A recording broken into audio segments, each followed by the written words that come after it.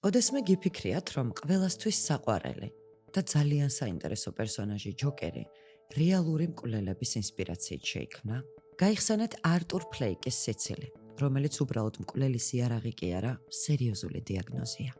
ეგრეთ წოდებული ფსევდობულბარული აფექტი, რომელიც ადამიანს სიცილის, სევდის, შიშის ან რაიმეზე ნერვიულობის დროს უწყდება და ვერ ჩერდება.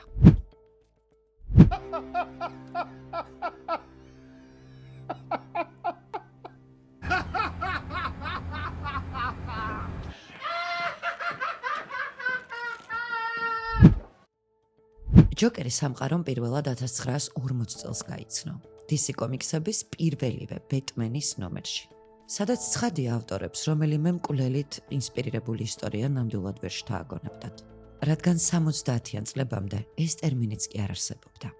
თუმცა DC-ს ზღაპრულ სამყაროს ყოველთვის თან ახლდა დამზაფრელი ისტორიები, რომლებიც უბრალოდ კლოუნის ან რაღაც საშინელებათა კომიქსს დიდი ხნით ადრე გასცდა. მიუხედავად იმისა, რომ ბეტმენის პირველ სოლო ნომერს წინ სუპერმენის კომიქსი უსწრებდა, ჯოკერი თავისი ბოროტებით და უცნაური სისასტიკით მკითხველებისთვის ნამდვილ რევოლუციას და ინოვაციას წარმოადგენდა. იმ ეპოქაში ბოროტმოქმედებს რაღაც მიზანი ჰქონდათ, ან ფული, ან ძალაუფლება.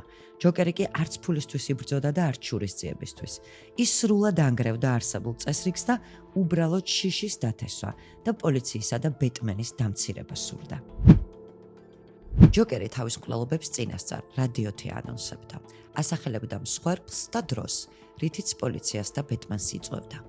მისი მთავარი იარაღი სპეციალური შხამი იყო, მსხვერპლი კვდებოდა, გაშაშებული და სახეზე ღიმილი რჩებოდა. სიცილისა და სიკვდილის ასეთი სინთეზი იმ დროისთვის შოკის მომგვრელი გახლდათ. ბეტმენი აქამდე არსებულ პერსონაჟებში ფიზიკურად ყველაზე ძლიერი იყო. ჯოკერი კი გახდა ერთადერთი მეტოქე, რომელიც ბეტმენს ინტელექტუალურ ჭადრაკში შეეჯიბრა. ის იყო ცივი, გენიალური სტრატეგი, რომელიც ხშირად ბეტმენს რამდენიმე ნაბიჯითაც კი უგებდა.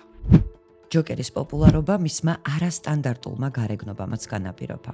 მწვანეთმიანი, თეთრსახიანი, იისფერ კოსტიუმში გამოწყობილი კლოუნი, რომელიც მხიარულებასთან ასოცირდება, აღმოჩნდა ცივსისხლიანი მკვლელი. ეს კონტრასტი მკითხველზე ფსიქოლოგიურად ძალიან მოქმედებდა და იმ წლებში 40-იან 50-იან წლებში მკითხველები ამ კომიქსებზე დამოკიდებულნი ხდებოდნენ. და მაინც რა გამოარჩევდა ჯოკერს სხვა პერსონაჟებისგან? ჯოკერამდე კომიქსებში არ არსებობდა ცნება სუპერ ბოროტმოქმედი. სწორედ ჯოკერმა ჩაუყარა საფუძველი ტრადიციას, სადაც მთავარ გმირს ჰყავს თავისი პირადი ეგრეთ წოდებული arch enemy. საინტერესოა, რომ უკვე 1940 წლის ბეტმენმა დაამტკიცა, რომ კომიქსები არ არის აუცილებლად საბავშვო. ის შეიძლება იყოს მოზარდებისთვისაც ძალიან საინტერესო დაძაბული სერია. იმ პერიოდში ბოროტმოქმედები მხოლოდ ერთ ნომერში ჩნდებოდნენ და მალევე კვდებოდნენ.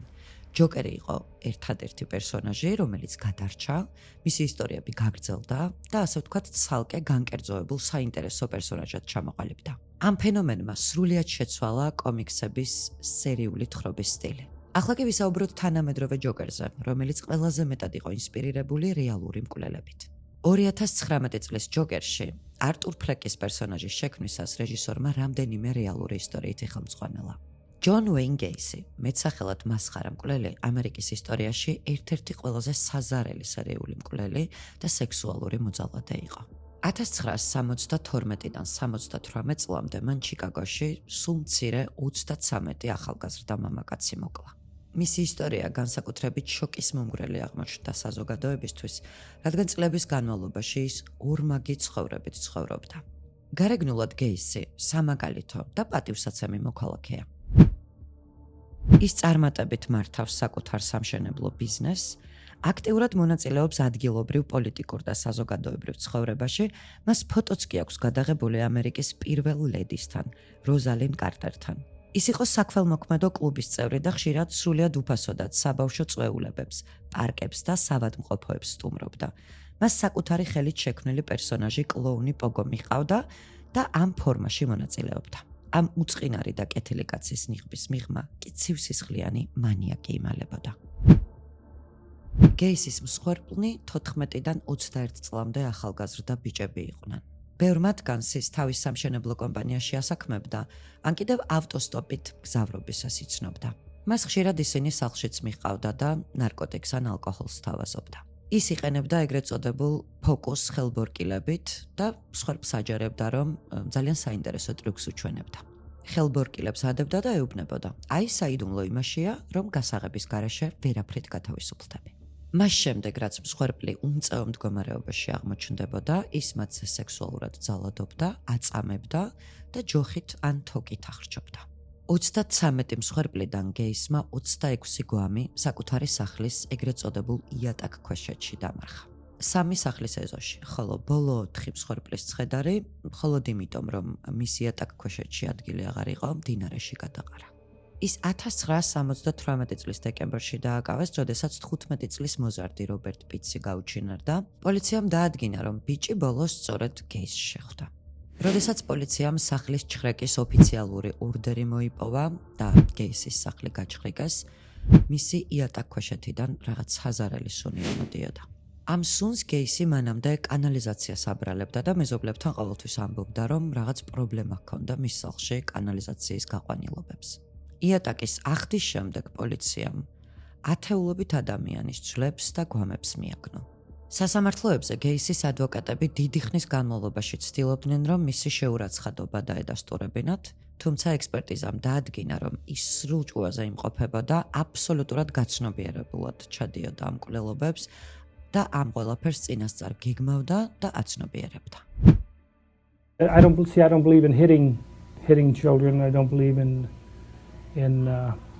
spoiling a child either.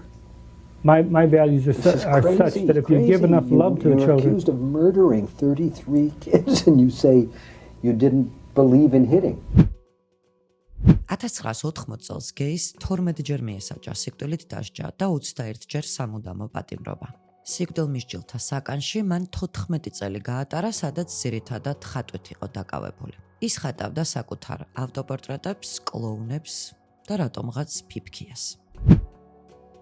1994 წლის 10 მაისს ჯონ ვეინ გეისი ილინოისის ციხეში სიკვდილის ინექციით დასაჯას. მისმა ბოლო სიტყვებმა კი კიდევ ერთხელ გაუსვა ხაზი მის სადისტურ ბუნებას. Kiss my ass. ამლოგეთ. მან საბოლოოდ დაანგრია კლოუნის, როგორც უწყინარი გმირის იმიჯი და მასობრივ ცნობიერებაში დაამკვიდრა კულროფობია, იგივე კლოუნების შიში. მისმა ისტორიამ პირდაპირი გავლენა იქონია სტივენ კინგის რომანზე ის. გეისის შტრიხები და ორმაგი ცხოვრების ფენომენი გამოყენებულია მრავალ ფილმსა და სერიალში, მათ შორის American Horror Story-ში პერსონაჟ Twisty the Clown-ის სახით. არტურ ფლეიკი სააგენტოში მუშაობს, სადაც კლოუნის ფორმით დადის და ბავშვების გართობას ცდილობს. ერთ-ერთ სცენაში ის სიმსივნით დაავადებულ ბავშვებთან მიდის, სადაც ცეკვის დროს ჯიბიდან იარაღი უვარდება. მას ცხადია სამსახურიდან გააგდებენ. ჯონ ვეინ გეისის ბიოგრაფიის მთავარი სავიზიტო ბარათი სწორედ საბავშვო საავადმყოფოებსა და საქველმოქმედო ღონისძიებებზე კლოუნი პოგოს ფორმით გამოსვლა იყო. ავტორებმა ეს რეალური დეტალი პირდაპირ გადმოიტანეს არტურის პროფესიულ ცხოვრებაში, ხოლო იარაღის დავარდნის სცენით წარმოაჩინეს ზღვარი საბავშვო გართობასა და სიკვდილის იარაღს შორის. ასევე ძალიან საინტერესოა სცენები, სადაც არტური სარკის წინზის და კლოუნის მაკიაჟს იკეთებს. განსაკუთრებით მნიშვნელოვანია, რომ პროფესიონალ კლოუნებს შორის არსებობდა დაუწერელი წესი. ტუჩების გარშემო წითელი საღებავი მომრგვალებული უნდა ყოფილიყო, რათა ბავშვებს არ შეშინებოდათ. გეისი პროფესიონალი კლოუნი არ ყოფილა და თავის პერსონაჟს პოგოს ტუჩების კუთხეებს წახნაგოვნად მახვილი კუთხეებით უხატავდა. პროფესიონალმა კლოუნებმა მას მაშინვე შენიშვნა მისცეს, რომ ასეთი წვეტიანი მაკიაჟი ბავშვებში შიშს და აგრესიას იწვევდა. არტურ ფლეიკის მაკიაჟშიც სწორედ ეს არაპროფესიონალური, წვეტიანი და აგრესიული წითელი ხაზებია გამოყენებული. როდესაც არტური საშინელებებს ჩადის, თავს ისე გრძნობს თითქოს სცენაზეა და შოუს დგამს, მაგალითად მკვლელობების შემდეგ ცეკვა საზოგადოებრივ ტუალეტში ან კიბეებზე. გეისი დაკავების შემდეგაც კი აგრძელებდა თამაშს. საკანში ის სხვადასხვა ნახატებს ხატავდა. მან წამოიწყო ნახატების სერია Pogo the Clown, სადაც საკუთარ თავს კლოუნად ხატავდა. ნახატებს კი ყიდდა.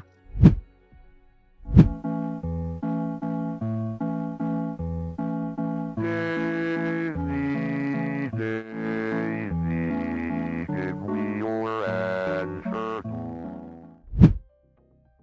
ის თვლიდა, რომ თავისი დანაშაულებებით დიდებული შოუ შექმნა.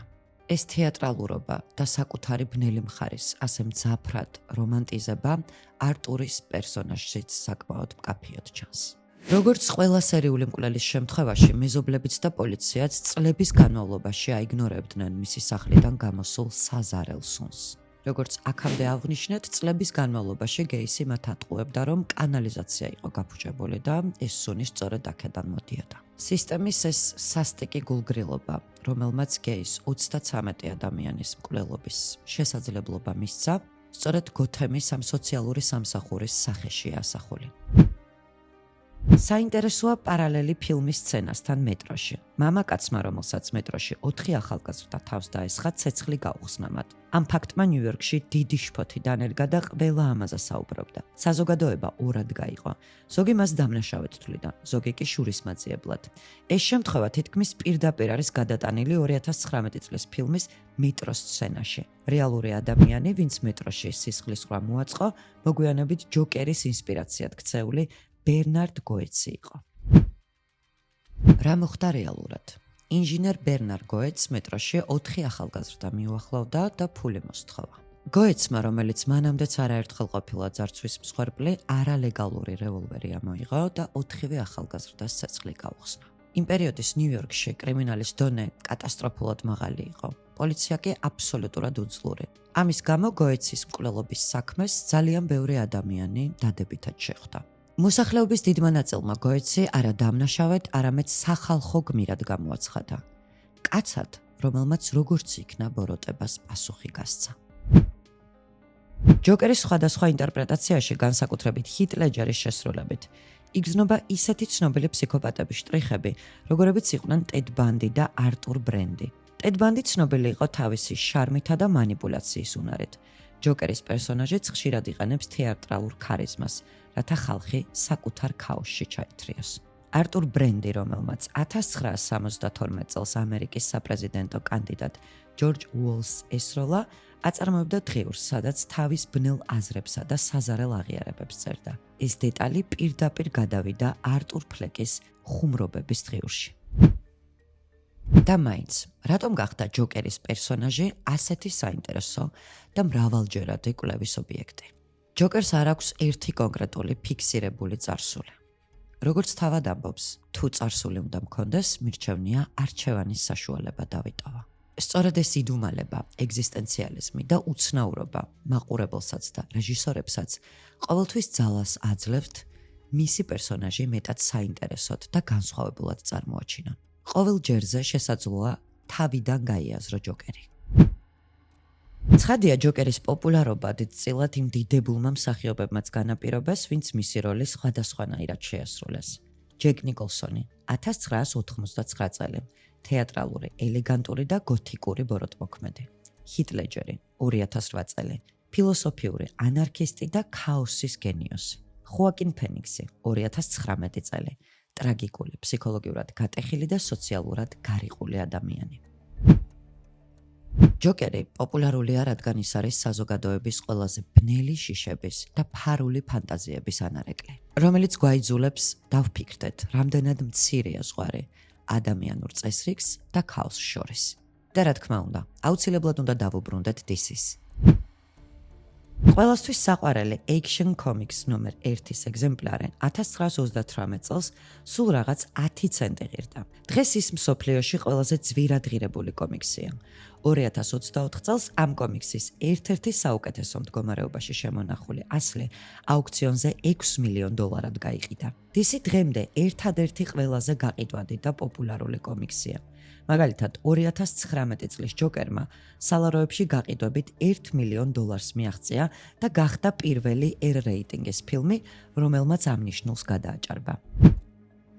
ასეთი იყო დღევანდელი ვოისოვერები. იმედი მაქვს საინტერესო და მნიშვნელოვანი ამბები გაიგეთ, დარწმუნებული ვარ თქვენს საყვარელ პერსონაჟზე. სხვათა შორის ბევრი რამ მეც არ ვიცოდი, ყოველ შემთხვევაში ნამდვილად არ წარმომედგინა, რომ რაღაც თვალსაზრისით მაინც შეიძლებოდა ჯოკერი რეალური მკვლელის ინსპირაციით შექმნილიყო. მე შემდეგ ეპიზოდამდე გემშვიდობებით, მანამდე კი აუცილებლად გამოიწერეთ ვოისოვერების არხი.